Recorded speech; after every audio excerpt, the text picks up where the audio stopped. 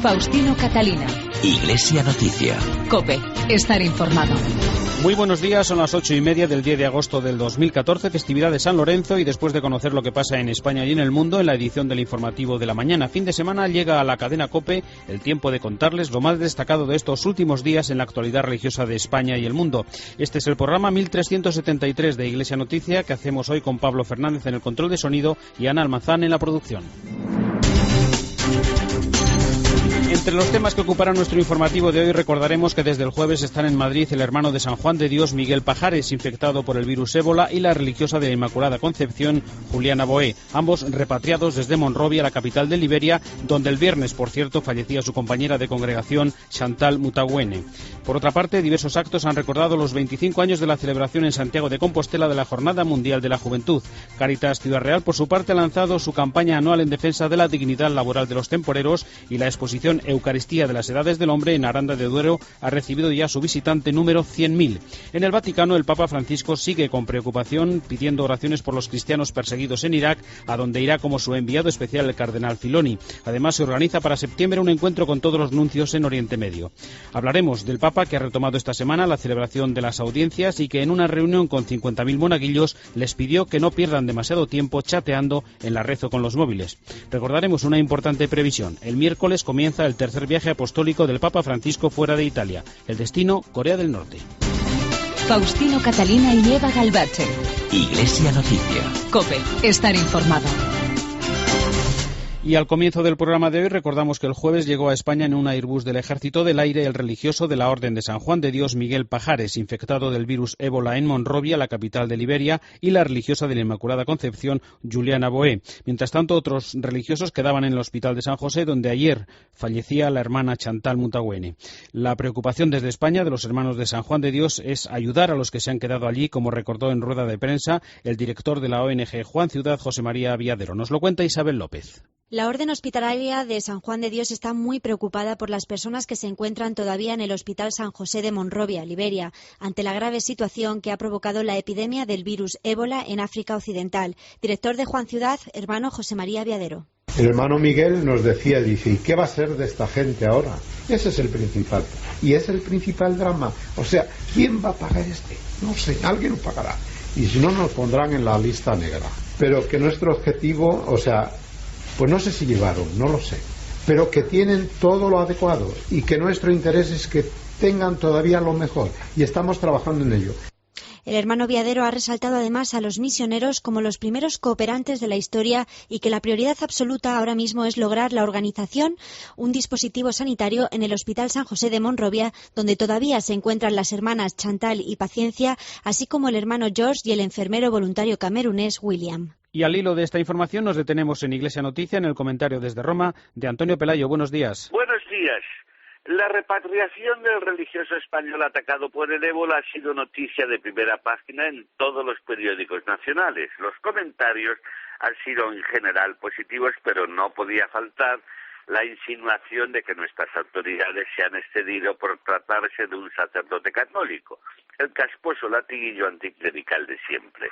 España es, como se sabe, el país con más misioneros en el extranjero. Somos la primera potencia mundial en este campo de la solidaridad. Miles de nuestros compatriotas, sacerdotes, religiosos, religiosas, hermanos, monjes y seglares viven y trabajan fuera de nuestras fronteras entregados a una misión muchas veces heroica. Es una realidad de la que deberíamos sentirnos orgullosos. Pero no es así, al contrario. Un espeso muro de silencio informativo segrega a nuestros misioneros de los que solo se habla cuando se ven envueltos en alguna catástrofe o suceso extraordinario. Miguel Pajares, de la Benemérita Orden de San Juan de Dios, ha pasado gran parte de su vida en Liberia entregado a su labor de ayuda a unas poblaciones que carecen de todo y especialmente de calor humano.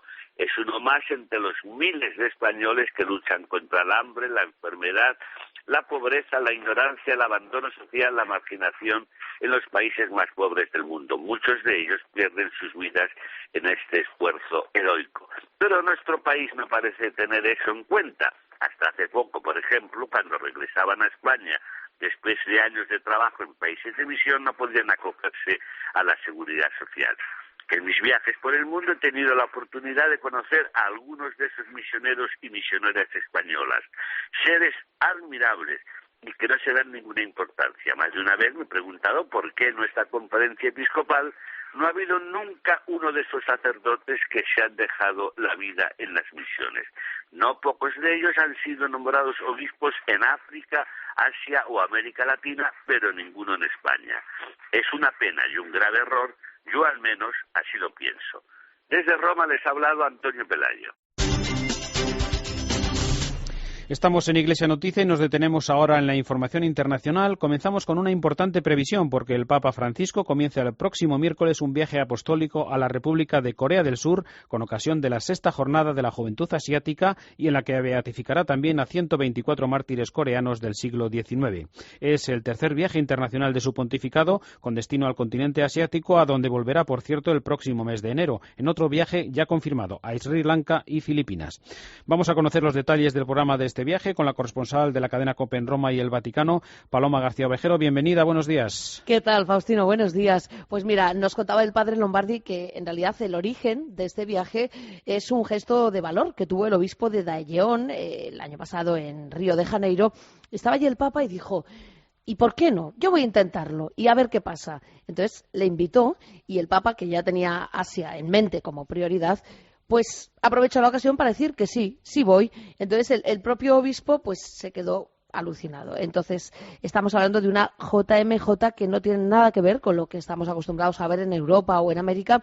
Son unos 2.000 jóvenes los que acudirán representando a 23 países de Asia. O sea, el escenario será un estadio con capacidad para 50.000 personas, lejos de aquellos 3 millones y pico de la playa de Copacabana, pero con una importancia casi mayor. Desde el 99 ningún papa visitaba esta zona, Asia Oriental, y el Papa Francisco lo ha considerado una prioridad. A Corea, concretamente, tenemos 2 viajes de un papa, de Juan Pablo II, en el 84 y en el 89, y en esta ocasión habrá 3 ejes. Primero, esta Jornada Mundial de la Juventud Asiática y Coreana. Después, la beatificación de esos 124 mártires que son laicos, son los padres fundadores de la Iglesia coreana, que se caracteriza por estas 2 notas, nos contaba el padre Lombardi, por los laicos, que fueron los que la empezaron a base de buscar y buscar, y el martirio, miles y miles de mártires. Es más, estos mártires que el Papa Francisco va a beatificar son padres y abuelos de otros mártires que ya están canonizados. Luego hay otro tercer eje, que es esa misa por la reunificación de la península de las 2 Coreas. Corea del Norte ya ha dicho no. Nos leía el padre Lombardi una nota, un mensaje oficial en el que solo se decía que por varios motivos, sin especificar, ningún ciudadano tenía autorización para participar en estos actos.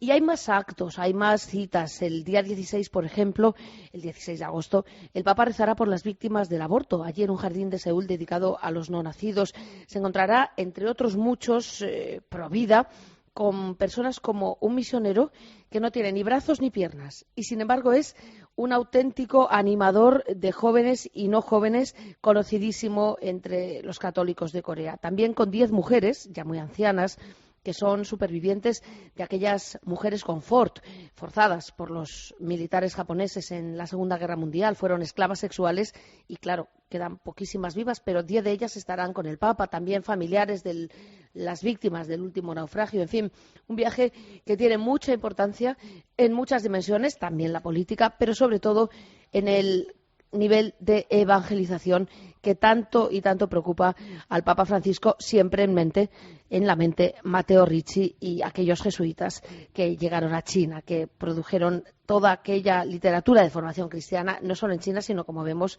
en Corea, un país, por cierto, que todavía hoy es misionero. Pues seguiremos ese viaje con tu información, Paloma, pero vamos a recordar, si te parece, que en la tarde del martes el Papa mantuvo un encuentro con 50.000 monaguillos llegados desde Alemania, desde Austria y desde Suiza, y habló con ellos. Les dijo, entre otras muchas cosas, como hace siempre el Papa, que aprovechen el tiempo, que no pierdan demasiadas horas en cosas inútiles, como nada menos que chatear en Internet o con los teléfonos móviles. Más claro bueno, agua. Sí, y ha seguido por aquí, todo el fin de semana estos 50.000 alemanes, bueno, también venían de Viena y de las diócesis de Linz y Letonia, con un lema: libres porque está permitido hacer una buena acción. Y el Papa les tomó la palabra, estuvo reflexionando con ellos sobre las palabras de San Pablo en la carta a los Gálatas y se lo dijo clarito, así.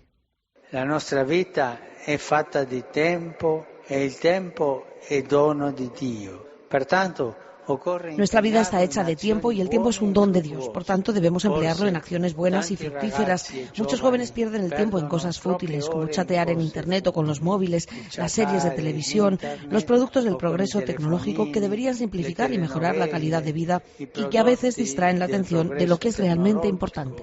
Que dovrebbero semplificare e migliorare la qualità della vita e talvolta distolgono l'attenzione da quello che è realmente importante. Subrayaba el Papa que Dios quiere personas humanas libres, porque se sienten protegidas siempre como hijos de un Padre bueno. Y para realizar este plan, Dios solamente necesita una persona, la Madre, la Virgen. Y recordamos también, Paloma, que el miércoles, el 1 del mes de agosto, el Papa celebró también la primera audiencia de miércoles tras algunas semanas de descanso en el mes de julio. Un descanso, vamos a decir, relativo, porque el Papa no ha dejado de trabajar durante el mes de julio, aunque ha reducido, eso sí, algunas audiencias, algún tipo de encuentros, ¿no? Sí, así ha sido. De hecho, esta audiencia, bueno, como novedad, se ha celebrado en el aula Pablo VI por el calor. Seguían en las pantallas gigantes de la Plaza de San Pedro pues miles y miles de peregrinos, pero el Papa estaba dentro y retomaba este curso de audiencias con las bienaventuranzas. Jesús y las bienaventuranzas, la alianza con Moisés en el Sinaí y esa nueva alianza que consiste en reconocer la misericordia, decía el Papa, y la compasión de Dios en lo que nos rodea. Ahí, la bisagra entre el Antiguo Testamento y el Nuevo Testamento es Juan el Bautista. Con su testimonio, Juan el Bautista señala a Jesús, nos invita a seguirlo y nos dice sin medias tintas que esto requiere humildad, arrepentimiento y conversión. Es una invitación que hace a la humildad, al arrepentimiento y a la conversión. Un invito que fa, ¿no? A la humildad, al pentimento y a la conversión. Y el Papa fue repasando una a una las bienaventuranzas que perfeccionan los 10 mandamientos, decía, nos hizo repetirlas y a continuación puso tarea para casa, buscarlas en el 5 de Mateo y leerlas. Después, en el capítulo 25, las preguntas que nos harán el día del juicio, el protocolo, decía el Papa. Así que cada día haced esto, nos hará bien. Son cosas simples, pero concretas. Mateo 5 y Mateo 25. Pues muchas gracias, Paloma. Feliz jornada y buen viaje a Corea. Bueno, espero que hablemos antes, ¿eh? Así estaremos. Gracias, Paloma.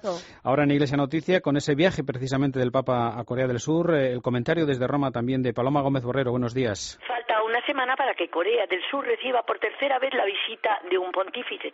Juan Pablo II estuvo en 1984 y 5 años después, en 1989, regresó para presidir el Congreso Eucarístico Internacional.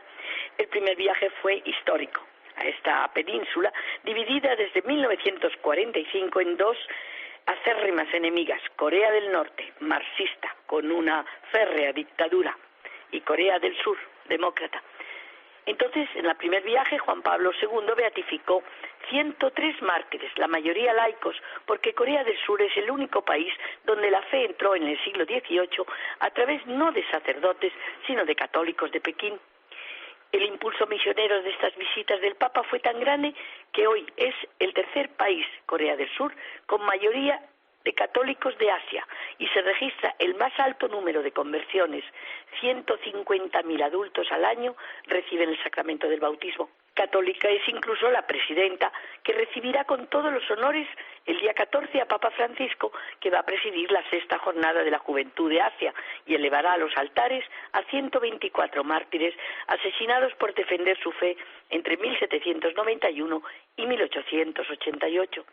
En los viajes de Juan Pablo II, el paralelo 38 separaba las dos Coreas y en ese lugar una mesa de negociaciones esperaba inútilmente que los dos gobiernos se sentaran para firmar el armisticio. Papa Francisco a Corea del Norte le ha hecho llegar una invitación para el encuentro de los jóvenes. La respuesta ha sido negativa. En Corea del Norte no hay libertad, menos aún religiosa. Se espera que antes de regresar a Roma el Papa haga un llamamiento de reconciliación y de paz que no hiera susceptibilidades, pero que permita que tras casi 70 años los representantes de los dos gobiernos se sientan ante esa emblemática mesa del paralelo 38. Se dice que en Corea del Norte también viven 10.000 católicos, clandestinamente, rezando el rosario, contando en grupo los granitos de arroz. Faustino Catalina y Eva Galbache. Iglesia Noticia. COPE. Estar informado. ¿Te has enterado? Muy pronto la mañana va a cambiar. Ojo, muy pronto Ángel Expósito va a estar contigo en La Mañana. Y una última hora también, hemos sabido que ha resultado absuelto. Ángel Expósito llega a La Mañana de COPE. Y con él vas a tener más información, más noticias. Y algo que siempre te vendrá bien a primera hora. Buen humor. Estoy en todas partes, macho, o sea, es que no sabéis lo que tenéis. Estoy en todas partes. Sí, lo sabemos. Ángel Expósito en La Mañana. COPE. Estar informado. Faustino Catalina y Eva Galbache. Iglesia Noticia. COPE. Estar informado. Continuamos con más noticias de la actualidad. En España, los próximos 19 y 20 de agosto se cumplirán los 25 años de la celebración en Santiago de Compostela de la Cuarta Jornada Mundial de la Juventud, que marcó un antes y un después en la organización de las JMJ. Para recordar este acontecimiento, se han organizado una serie de actividades de las que nos informa desde COPE Santiago Patricia Iglesias. Hace 25 años se esperaban en Compostela a 150.000 jóvenes. Al final se juntaron 500.000. Fue la JMJ que hizo el molde para los encuentros entre el Papa y los jóvenes que se celebraron después. Víctor Cortizo tenía 22 años en 1989 y junto a otros 2.000 voluntarios hizo posible que todo saliese bien en Compostela. Asegura que se derrumbaron muchas fronteras. Nunca había visto tantas banderas, nunca había conocido gente de tantos países, nunca había compartido. Y aquello también me marcó mucho y me sigue marcando personalmente, ¿no? Quizá el mundo no tiene fronteras y aquellos días en Galicia se vivió así. A mí también reconozco que aquella experiencia de estar rodeado de tanta gente, de tantos países, me marcó mucho y de una experiencia cristiana brutal. Unos 1.300 jóvenes se reunieron estos días en Santiago para recordarlo. Procedentes de distintas diócesis españolas, peregrinaron todos juntos desde el Monte do Gozo hasta la catedral, donde se celebró la Eucaristía al estilo JMJ, y escucharon testimonios de los participantes de hace 25 años en una vigilia de oración. Muchos aseguraron que se van de Compostela este año deseando ser protagonistas, ellos también, de un encuentro con el Papa. Cracovia 2016. Cracovia, objetivo de todo joven ahora. Cracovia 2016, vamos. Aparte mi madre ya me había insistido para que fuera a la de Madrid, yo la de Madrid había pasado. Después a la de Brasil no pudimos ir porque somos menores. Y bueno, la de Cracovia ya. Pues en el programa El Espejo de la cadena COPE, el cardenal Rouco Varela recordó aquellas fechas y el impacto de la JMJ de Santiago en la Iglesia española y universal, también en la sociedad española. Nos lo cuenta Isabel López. El que fuera anfitrión y arzobispo de Santiago, Antonio María Rouco Varela, no ha querido perder la ocasión de recordar en una entrevista en El Espejo aquellos días en que los jóvenes han sido y son los protagonistas de la alegría y la esperanza en la Iglesia. Esa historia es una historia también de pastoral juvenil, de jóvenes que se acercan a Cristo, al Evangelio, que son después protagonistas de transformaciones profundas de los aspectos más doloridos y más sensibles de la vida de las personas y de los pueblos en todo el mundo, pero que también son protagonistas de la esperanza y de la alegría. Para la celebración se han acercado a la ciudad jóvenes procedentes de varias diócesis españolas. El cardenal ha asegurado que la JMJ de Santiago de Compostela de 1989 fue la apertura mutua del Papa y los jóvenes. Desde entonces ha nacido una historia de los jóvenes en su relación con la Iglesia, especialísimamente con el Papa, con los papas, Juan Pablo II, de Benedicto XVI, que también se sumó con entusiasmo a esta historia tan viva y tan fecunda apostólicamente, y luego el Papa Francisco, que el año pasado presidió la de Brasil y Dios mediante presidirá la de Cracovia dentro de 2 años. Además, el arzobispo de Madrid ha comentado que ojalá el Papa Francisco también venga a España, sobre todo con motivo de la celebración del año teresiano a partir del próximo 15 de octubre del 2014. El espíritu de Santa Teresa es un espíritu jacobeo por excelencia, así que si viene con motivo de la 5º centenario del nacimiento de Santa Teresa de Jesús, pues nos ayudará a todos a conectar con el espíritu apostólico de la peregrinación a Santiago y del sí a Cristo sin condiciones, a través del camino y de los caminos de la vida, muy complicados y complejos que sean. El cardenal ha recalcado que los jóvenes siguen siendo los centinelas del mañana y que la JMJ de 1989 ha marcado un antes y un después en las Jornadas Mundiales de la Juventud. Los cursos de verano de Pensamiento Cristiano y Economía de la Universidad Católica de Valencia, en Santander, han analizado esta semana la figura del filósofo Julián Marías como inculturizador de la fe en el centenario de su nacimiento. Nos lo cuenta desde COPE Santander Amelia Tornero. Buenos días. Buenos días. Intensa ha sido la actividad esta semana en los cursos de verano. Más intensa han sido sus reflexiones, las que nos han dejado sus protagonistas en sus respectivos análisis sobre el pensamiento cristiano en torno a la figura del filósofo Julián Marías.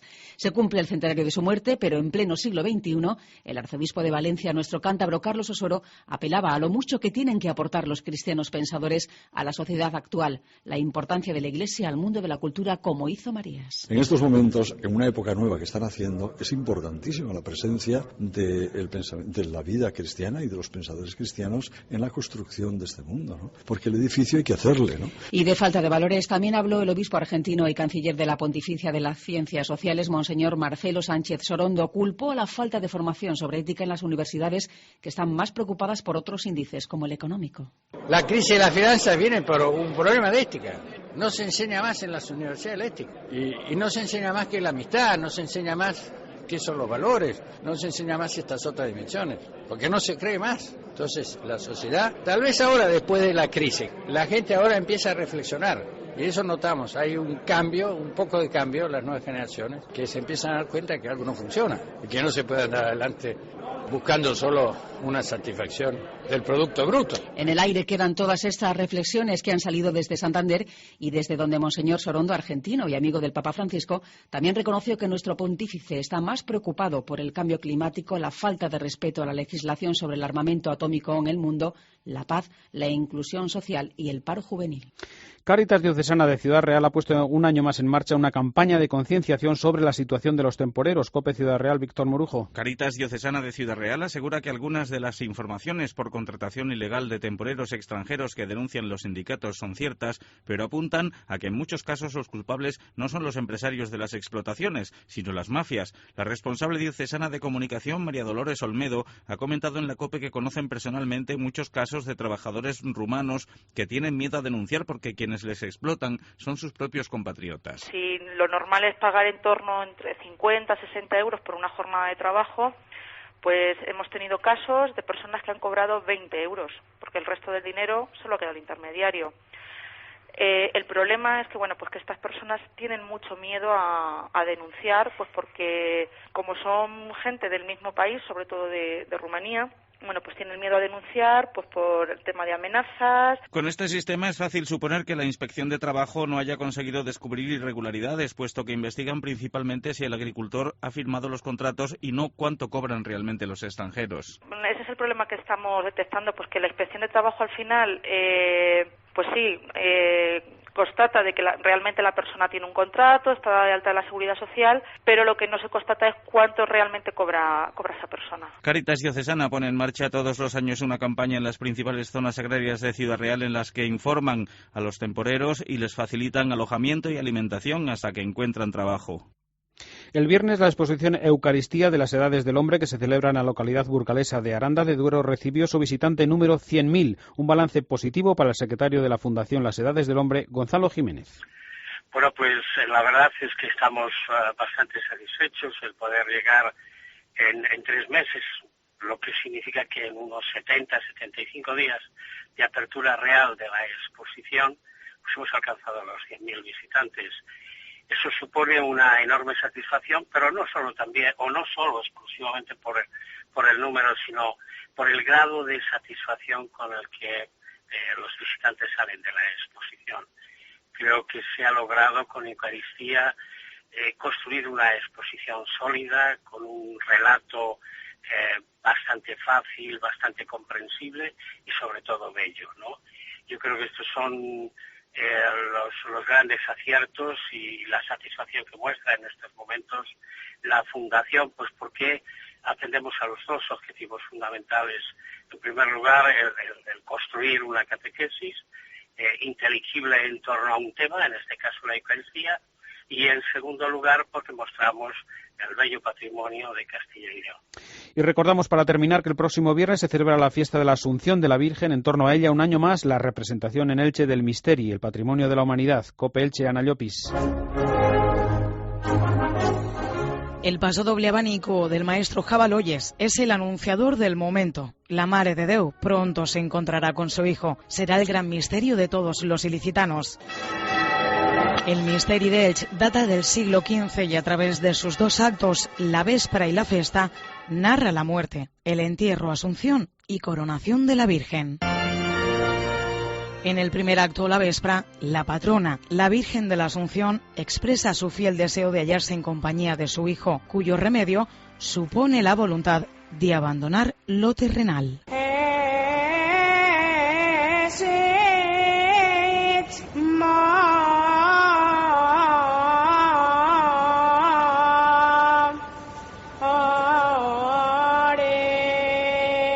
Ante tal deseo, del cielo baja una mangrana de 8 gajos dorados, acompañados de oropel, portando al ángel anunciador. El deseo de María ha sido escuchado. Los fieles testigos de la Mare de Déu, los apóstoles, expresan su tristeza por tan gran pérdida.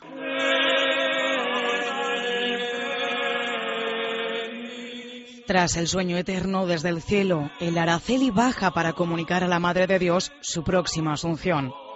Apóstoles, Marías y ángeles entonan cánticos fúnebres que atraen la atención de un grupo de judíos encabezados por el gran rabino. Asombrados por el canto, los judíos descubren el cuerpo yaciente de María, que desean robar, y al llegar al cadafal, una fuerza los deja paralizados. Es el arrepentimiento.